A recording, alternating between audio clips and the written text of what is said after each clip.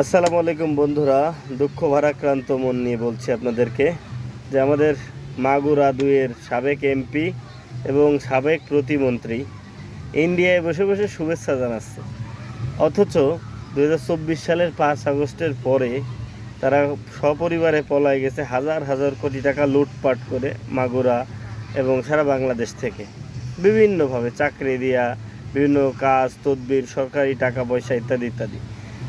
হাজার হাজার আওয়ামী লীগের নেতাকর্মী জেলে পৌঁছতেছে, তাদের সংসারে খাবারের অভাব দেখা দিয়েছে, বাচ্চা কাচ্চা পড়াশুনো করতে পারছে না অর্থের অভাবে। আর তারা বিলাসিতা করতেছে, ওখানে বসে নববর্ষের শুভেচ্ছা জানাচ্ছে। জাতির সাথে আর কি প্রতারণা করতেছেন। আবার এমপি হওয়ার স্বপ্ন দেখেন। আওয়ামী লীগ যদি কোনোদিন আসেও, আপনি এমপি হতে পারবেন না মাগুরাতে, গ্যারান্টি দিয়ে বলে দিলাম। বহুত পাপ করেছেন শালিকা, মোহাম্মদপুর, মাগুরা 4 ইউনিয়নের জনগণের সাথে। সো এইগুলো আর দেখাবেন না, মানুষ আপনাদের সাথে এগুলো দেখতে চায় না।